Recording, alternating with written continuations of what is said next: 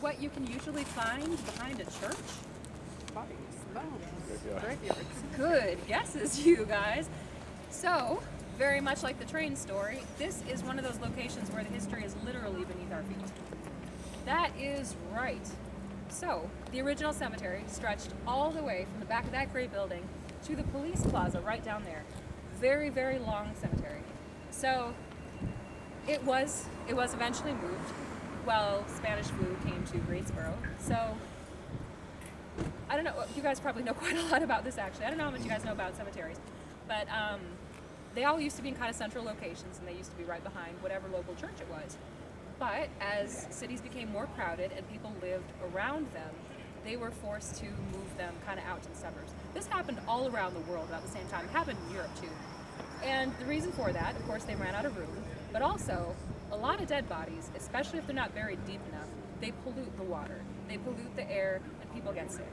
So when Spanish flu came to Greensboro, there were too many bodies to deal with, and they had to move all of these corpses out to try to avoid spreading the disease to everybody else. So what they did was they asked all of the local families to come and claim the remains of their relatives and then move them. They moved them to, oh, hello. They moved them to another cemetery a little bit further on the road. But not all the bodies were claimed. Of course, at that time, cemeteries were not laid out in the kind of sensible grid pattern that they are now. They would just put bodies wherever they could find space. And that's what happened here. So, we don't know for sure how many are still here, but we can bet that there might be a couple. Now, it doesn't look like much. I mean, it's kind of a funny little parking lot. It's a weird little spot in the city. But people feel strange things around here all the time. And I mean, is it any wonder? So one of those strange things that people do notice, one of the more obvious strange things, you see cats around here all the time. I saw a black one earlier, and the other night I saw a couple, but you know, stray cats, whatever, every city has them, don't they? You know? But the thing is that cats, they tend to hang out around kind of trash cans or places they can find food.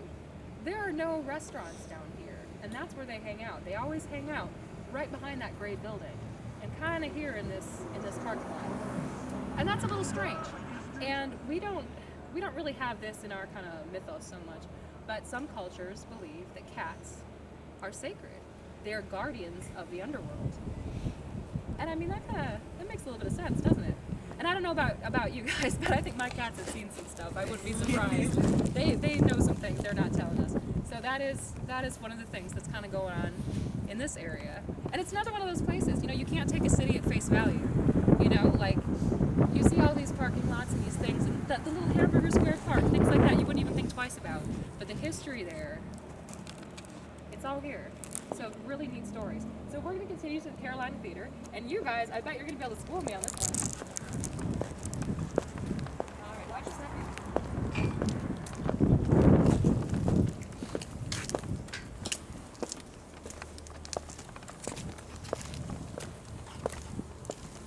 Come on, something to have all the lights on for us tonight. It'd be really pretty when it's all lit up.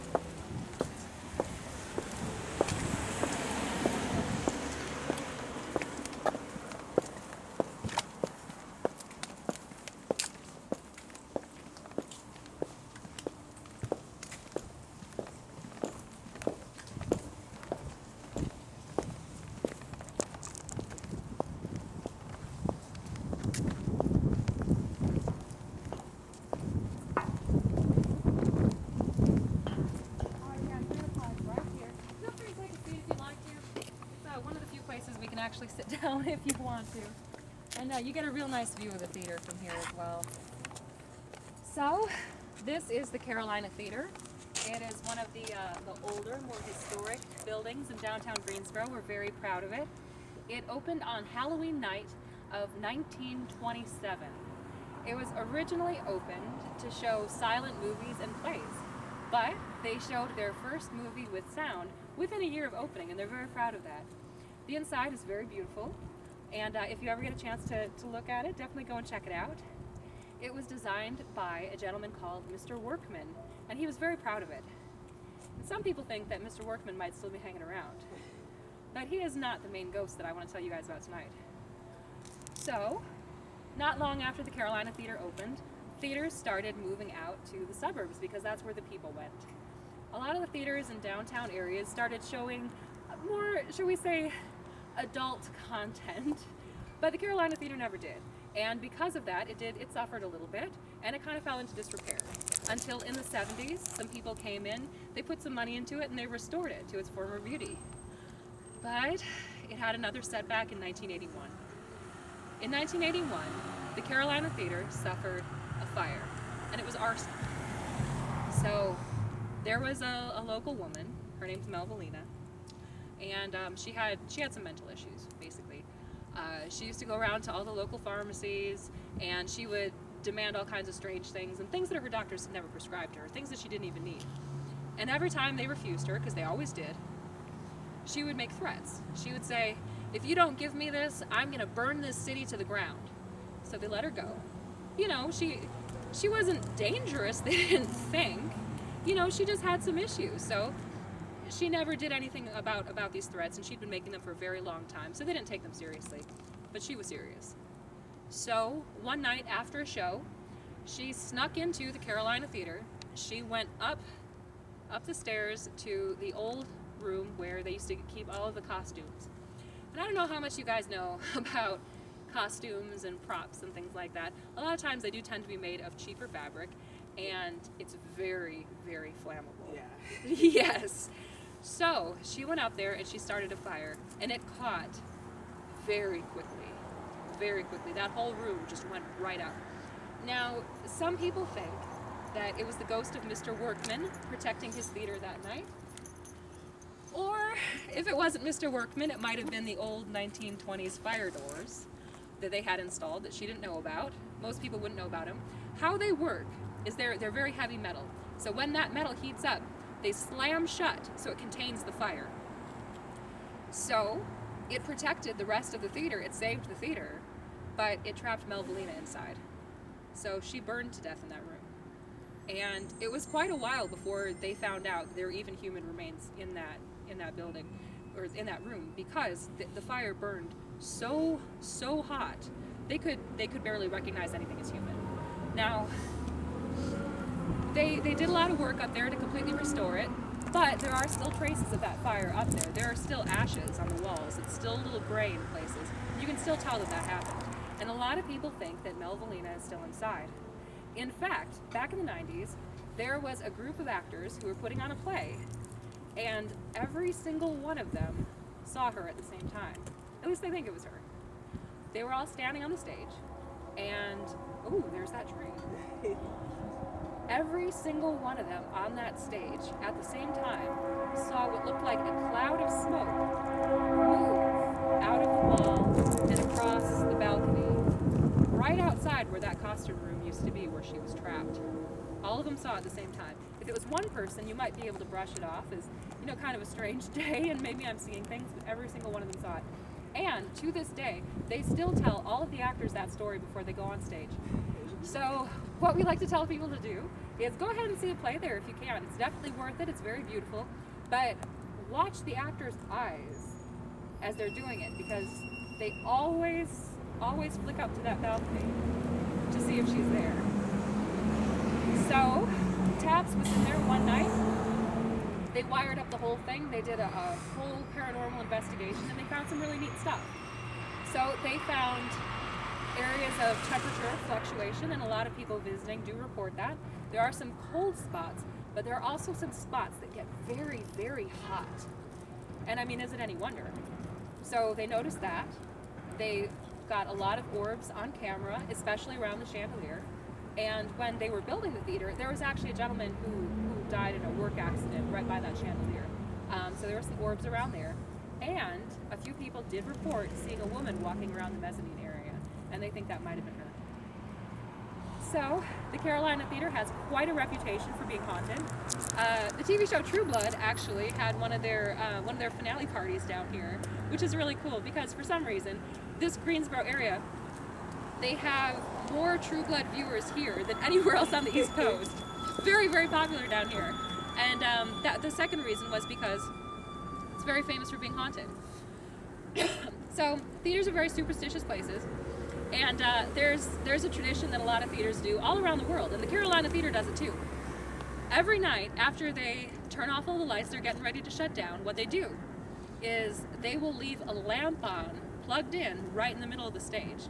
And they leave that on all night long, and that's called the ghost light. And they leave it there so all the ghosts in the theater, and all the theaters in the world, can still find their way around in the dark, which I think is quite sweet. I don't know if they need the help, but you know, it's a nice thought. So, you guys, we've only got one stop left, and it's my favorite. But before we get there, I just want to thank you guys all so much for coming out and listening to me talk for all this time. It's a little cold, but I hope we're having fun. Yep. Thank you for coming. So, would any of you guys ever stay in a haunted hotel? Absolutely. Have you guys ever stayed in one before? Well, we just went last weekend to a Berry Hill Plantation. Yep. Oh yeah, where's Virginia. that? In Virginia? Yeah. South Boston, Virginia. Yeah, South Boston. South Boston, Did you Virginia. guys see anything? We didn't, not but really. it was still fun. It's It still was still fun. fun. It was a very historical spot. I think it established in the 1700s. Wow.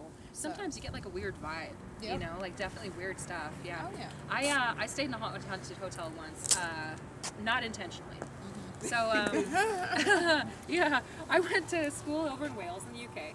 I did a medieval history degree, and then we had this big medieval conference at this very old manor house right in the middle of the Welsh mountains, and it was called Greensboro, which is, it's a strange word. It's weirder in Welsh. Welsh is a bizarre language. It's wonderful. So we all went up there and we were staying, and all the students were assigned different rooms. And this place, it's very old. It had all the original dark wood paneling, very beautiful. It was originally built in the 1600s. You probably would have loved it. So everyone's assigned these random rooms, and they give me this huge room to myself. It's like a Lord's room or something. It has all these beds in it. It's just mine. So we were there for 3 days, and I didn't sleep a wink the entire time. I had all the lights on, but I couldn't shake the feeling that somebody was staring at me. It was the creepiest feeling. In the end, I had to go find a couple of guys from my class. This place was built at the end of the 1800s, and it served a couple of different purposes. It was a post office for a little while. It was a mini stock market for a little while. It was even some apartments, and then eventually it became a hotel. So, the first story I want to tell you guys takes place on the top floor. If you see, count 1, 2, 3, 4, that fourth window right up there, you can light up. That is room 337. That is one of two very famous haunted rooms in this hotel. That room used to be part of an office. The whole front 4 windows up here and 2 in, all of that used to be a huge office when this place was a mini stock market. And a gentleman named Philip used to work there. So, no one knows for absolute certain why Philip was murdered, but he was. That was his office up there. It has been divided into a couple of different hotel rooms now, but that one is particularly active. And I'll tell you why. So, he used to deal with the books, and we don't know exactly what he found, but we think that maybe he found something that he wasn't supposed to see. But regardless, one night he went home from work.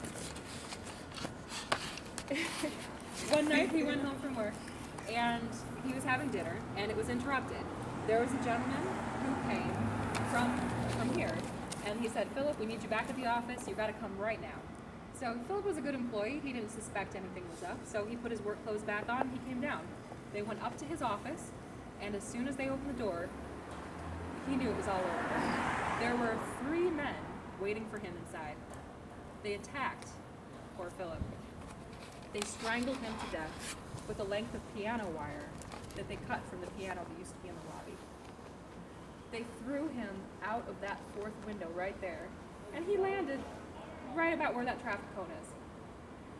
Now, the people passing by assumed that he jumped, but it's not very high up. There's a chance of survival, so they ran to him to try to help him out. But when they saw the piano wire still embedded in his neck, they knew there was no helping him. And at that point, the 3 men who had attacked him had already escaped. I feel so bad for Philip. So, people have seen him in that room in particular. They've seen him all around the top floor. And it's always women who see him.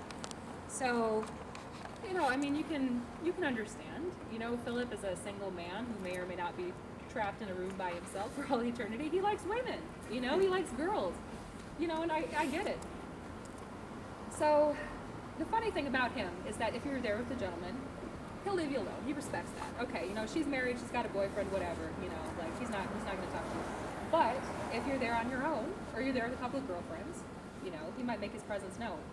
And he does it so often that at one point, for many years actually, they stopped giving his room to women staying on their own because he likes to interact with them. And it's not always negative. Some women have reported feeling someone stroking their face in the middle of the night. He likes pretty girls. I mean, I get it. It's a little creepy if you're not expecting it, but there you go.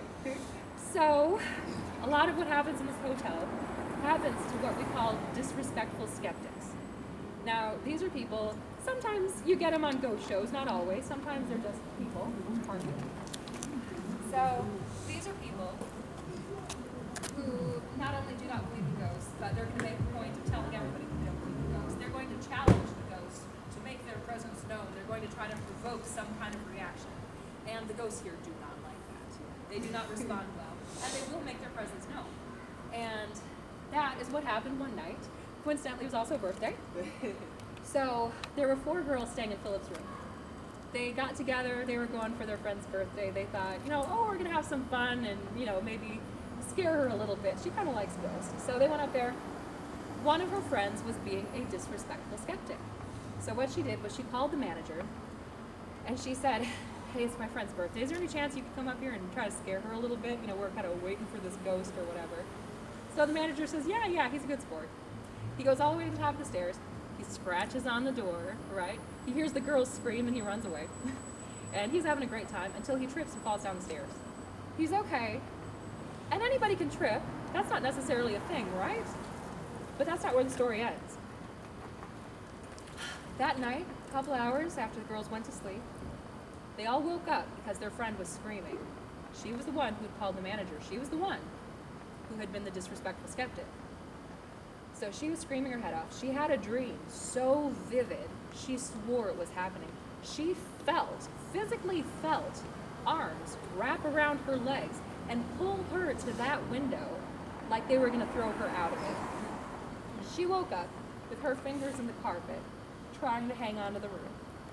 Now that is some scary stuff, and she was never disrespectful about ghosts ever again. I can tell you that much. So, that is Philip. Now, the next ghost that I want to tell you about is my favorite. Although I don't like to play favorites, I do appreciate Philip very much. So, her name is Lydia. Now, I did mention that all of this was a red light district.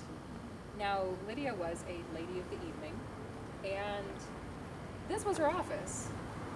So, she would walk around out here. She used to wear a black dress, all black.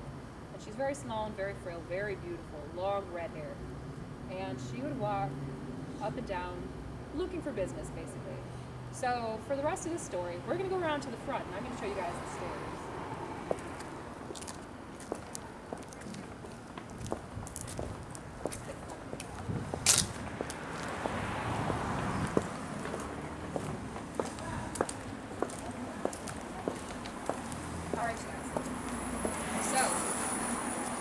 I could show you guys this, but they keep the door locked. So, right behind me here, this is the old staircase that goes all the way to the top of the hotel. It's the original staircase. So, there's a landing right in the middle, and at the top is where Lydia's room is. She used to live in room 223. So, now they have kind of a wall in it to kind of separate it for fire purposes. But at the time they didn't. It was all just open. So, one night, Lydia meets a man. She takes him back up to her room, and nobody knows exactly what happened. But not long after she closed the door, they heard screaming. She was screaming.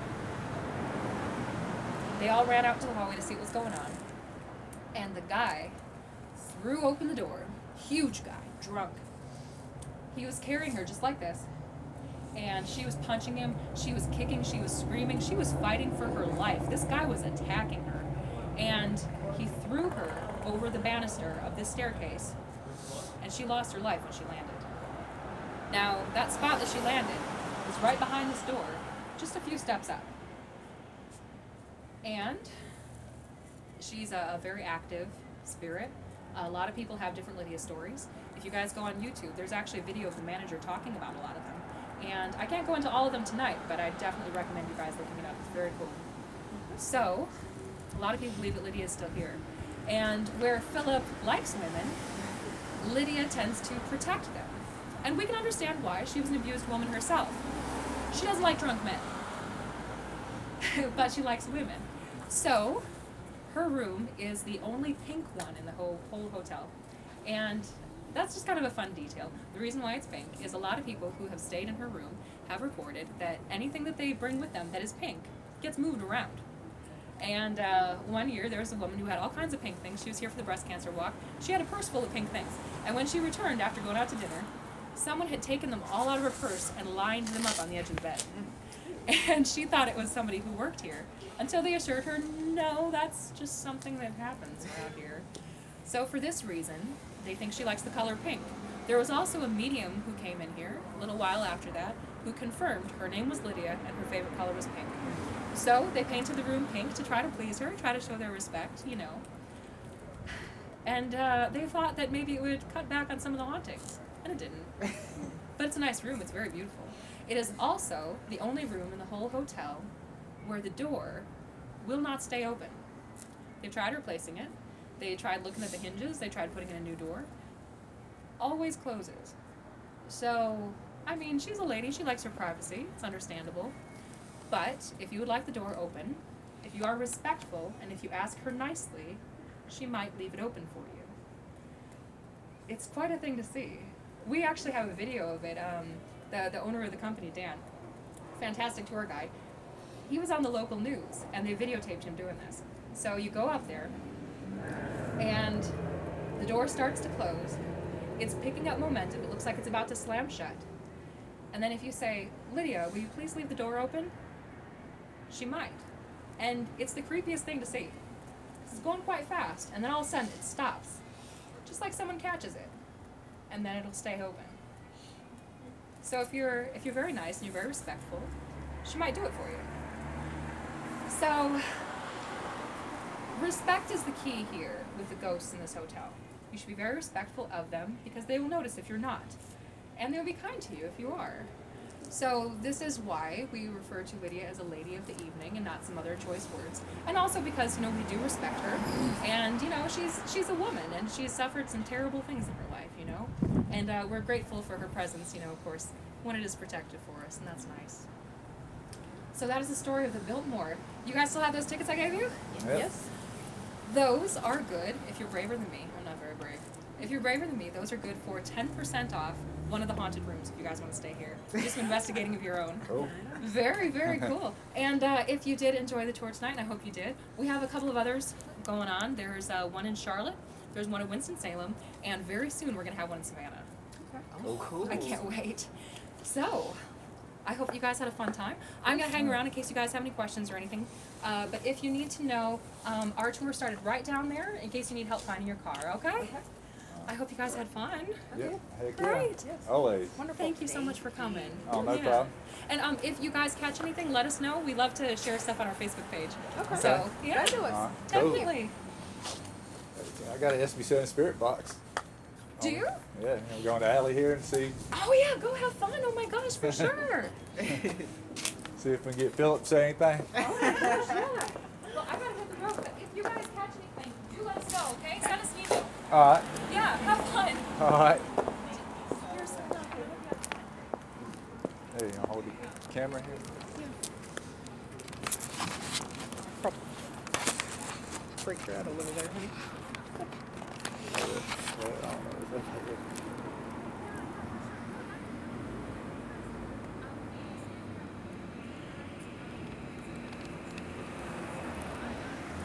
I always freak somebody out.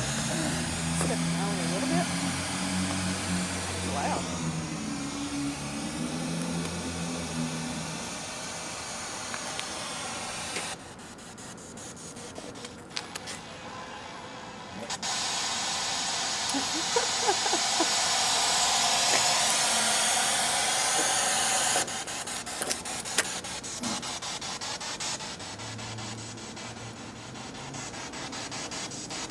Feel it. Somebody got one.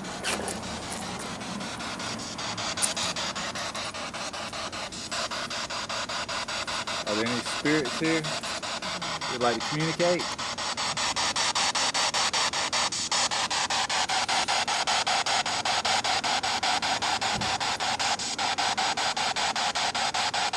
Lydia, are you here?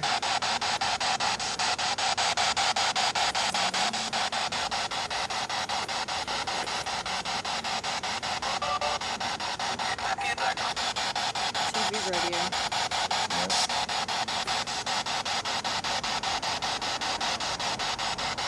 Any ghosts here?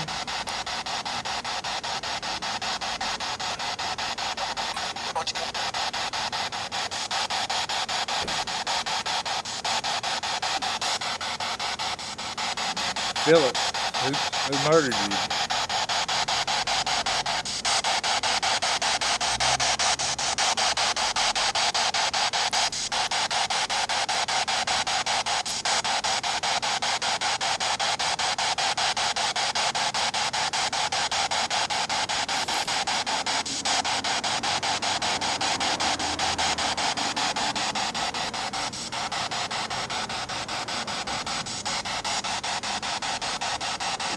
Anybody here right now?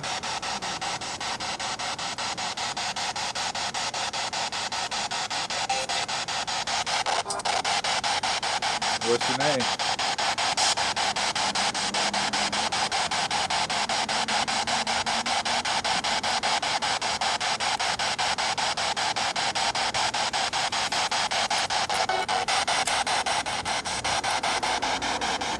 Did anybody die here?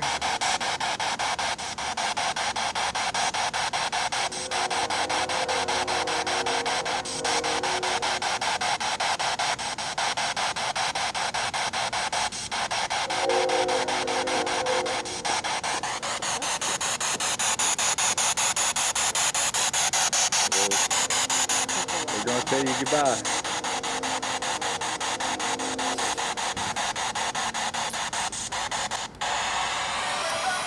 What do I do with this, baby?